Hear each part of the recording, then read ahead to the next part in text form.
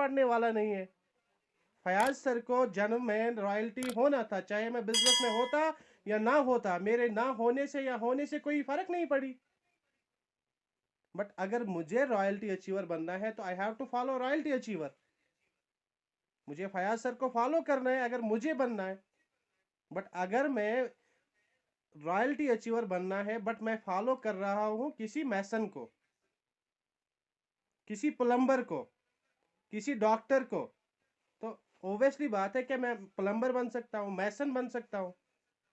अगर मैंने फयाज सर की बातों पे अमल नहीं किया, मैंने किसी और बातों पे अमल किया, तो सीधी सी बात है कि मैं रॉयल्टी अचीवर नहीं बनूंगा। और उसके लिए मुझे क्या करना है, फयाज सर की बातों पे अमल मुझे करना है। मारूफ सर मैं सही बता रहा हूँ। अगर मुझे यस एमराल्ड सर, एब्सोल्युटली। अगर मुझे एमराल्ड बनना है तो मुझे हुसैन सर की बातों पे अमल करनी है, अपना दिमाग हुसैन सर के हवाले करना है, क्योंकि हुसैन सर चाहता है कि जुबैर को एमराल्ड बनना है। मैंने सर से ये बिफोर तकरीबन 15 दिन हुए, फर्स्ट वीक का फैब था, मैंने सर से प्लानिंग की है कि सर मुझे 4 मंथ के अंदर अंदर अपने टीम से रॉयल्टी अचीवर्स निकालने हैं, अपने टीम से। मुझे पता था, मैं सोच रहा था इट इज इम्पॉसिबल, सच की बात है, मैं सोच रहा था ये इम्पॉसिबल है। सर ने कहा 110% हो जाएगा। सर ने मुझे प्लानिंग दी, अब मुझ पे वो है कि अगर मैं उस प्लानिंग पे काम करूं 110% हो जाएगा। बट अगर मैंने वहां पे बाहर जाके किसी दुकानदार से बात की, मैं 4 महीने के अंदर अंदर अपने टीम के अंदर ऐसे लीडर्स खड़ा करना चाहता हूं जिनके घर कम से कम 30,000 से लेके 40,000 की इनकम होनी चाहिए। मतलब मैं अभी छोटा बच्चा हूं, अभी मैं नर्सरी का स्टूडेंट हूं, मुझ में ये ख्याल आया है कि मैं अपने टीम को नंबर 1 बनाने के लिए 4 मंथ में 4 रॉयल्टी अचीवर्स खड़ा करना चाहता हूं जिनकी इनकम 30,000 होगी। इस सिस्टम में अभी बच्चा हूं मैं, मेरे अंदर ये ख्याल आया, मैंने सर से कहा, और अंदर से मैं सोच रहा था, डबल माइंडेड था, नहीं हो पाएगा, नहीं हो पाएगा, मैं अंदर से सोच रहा था। बट सर ने क्या कहा कि 110% हो जाएगा। मैंने कहा सर विद इन 6 मंथ मुझे ये सब कुछ कंप्लीट होना चाहिए। और सर ने कहा, ऐसी प्लानिंग दी, ऐसी कंक्रीट प्लानिंग दी, और मुझे वहीं पर लगा कि अगर मैं जोर लगा दूं, 4 क्या ये 3 महीने में हो सकती है। बट मेरे पास प्लानिंग नहीं की है। और दोस्तों, अगर इस डायरेक्ट सेलिंग में हमें कामयाब होना है, हमें ऑलवेज अपलाइन को फॉलो करना है, अपने माइंड को, क्योंकि अपलाइन कौन होती है डायरेक्ट सेलिंग में? अपलाइन एक ऐसी शख्सियत डायरेक्ट सेलिंग में होती है जो हर वक्त अपने टीम को एज ए अपने बच्चों की तरह देखभाल करता है, ऑलवेज अपने टीम मेट्स को बच्चों की तरह ट्रीट करता है, बच्चों की तरह सिखाता है। अगर मतलब बच्चे के अंदर कोई खामी होती है, वो मतलब आराम से आराम से आराम से उसके अंदर जो खामियां होती है वो बाहर लाने की कोशिश करता है, उसको विजुअलाइज कराने की कोशिश करती है कि आपके अंदर ये खामी है, ये नहीं होनी चाहिए, उसके लिए आप ये करो, अगर कामयाब होना है कि आप ये कर रहे हैं, इससे आपका नुकसान हो जाएगा, ये मत करो, ऐसा करो। बट इसके बरक्स हम क्या करते हैं, हम अपोजिट करते हैं, हम अपोजिट करते हैं। सर ने कहा कि प्लान दे दो, हम फोन पे देना, भाषण देना स्टार्ट करते हैं। सर ने कहा कि कैपी पे लिख लो, दिखा के दिखाओ सामने वाले साथी को। बट हम क्या कहते हैं कि सर ये जबरदस्त बिजनेस है, हल्दी मिर्ची खाने से आपके घर में पैसा आ जाएगा, मेरे घर में भी पैसा आ जाएगा, बस बात खत्म।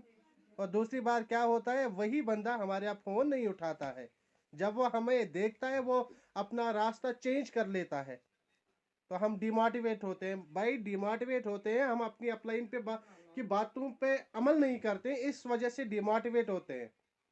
नो डाउट मारूफ सर अपने फील्ड में नंबर 1 होगा, नो डाउट मारूफ सर हर किसी फील्ड में मुझसे बेहतर होगा, हुसैन सर से बेहतर होगा, फयाज सर से बेहतर होगा।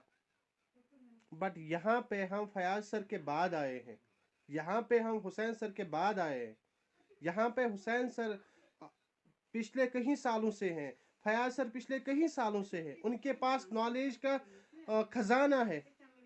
बट नॉलेज के खजाने को हासिल करने के बजाय हम मतलब ये मुझ में एक खामी थी, मैं क्रिटिसाइज करता था, अरे ये मुझे क्या सिखाएगा। भाई मैंने बहुत ज़्यादा नुकसान दे दिया है, ऑलरेडी दे दिया है। अब मैं नहीं चाहता हूँ कि हम में से कोई ऐसा साथी हो जिसका नुकसान हो जाएगा। तो उसके लिए मैं आप सब सर साथियों से कुछ ही मिनट हार्टफुल बस। रिक्वेस्ट करना चाहता हूँ कि सबसे पहले अपने इस बिजनेस में अगर कामयाब होना चाहते हैं तो अपने माइंड, अपने आप को अपनी अपलाइन के हवाले कर दो। बस अपलाइन के सामने हथियार फेंक दो, अपलाइन के सामने सब कुछ फेंक दो, उसको कहो कि सर आप जैसे कहो वैसे मैं करने के लिए तैयार हूँ, बस मुझे रॉयल्टी अचीवर बनना है। मैं गारंटी देता हूँ जो इस साल में रॉयल्टी अचीवर बनना चाहता है और अपने दिमाग के बजाय अपनी अपलाइन का दिमाग यूज कर लेगा, मैं उसको एफिडेविट दे सकता हूँ, रिटन एफिडेविट दे सकता हूँ 110% इस साल में वो रॉयल्टी अचीवर होगा। बट एफिडेविट किसको मिलेगा और उससे मैं एफिडेविट लूंगा भी। According to that plan action करनी है। जो एक्शन प्लान हमें मिलेगा अपलाइन की तरफ से उस पर प्लानिंग करनी है। और अगर हमें अपलाइन का यहाँ पे मर्तबा देखना है तो सब साथियों से मैं एक बात कहना चाहता हूँ, यूट्यूब पे एक अवेलेबल है, शायद ये ऑडियो या वीडियो में अवेलेबल है, सतेश पंडित है स्पीकर, और कैसेट का नाम है एडिफिकेशन ऑफ अपलाइन। ये आइडियो में है सर, आइडियो है। हाँ ऑडियो है शायद, ये edification of yes upline sir, ये यस सर। वॉल्यूम 1 में है और वॉल्यूम 2, दो वॉल्यूम है इसके।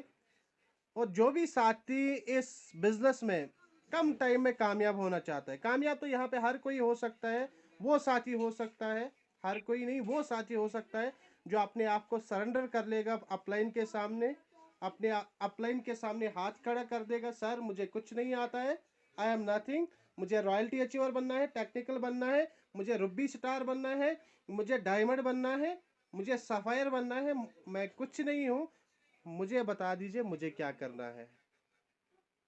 और अगर इस तरह से हम सरेंडर कर लेंगे कामयाब होंगे, वरना तो हम अपना टाइम ज़ाया कर लेंगे। क्लियर एंड कट है जो एक साल में मैंने यहाँ पे समझा। यहाँ पे अगर कामयाब होना है तो अपनी अपलाइन की बातों पे सबसे पहले भरोसा करना है। अपनी अपलाइन के साथ इस तरह से बात हमें करनी चाहिए जिस तरह से हम अपने बाप से बात करते हैं। क्या बाप के सामने हम बुलंद आवाज में कभी बात कर सकते हैं? नहीं कर सकते हैं।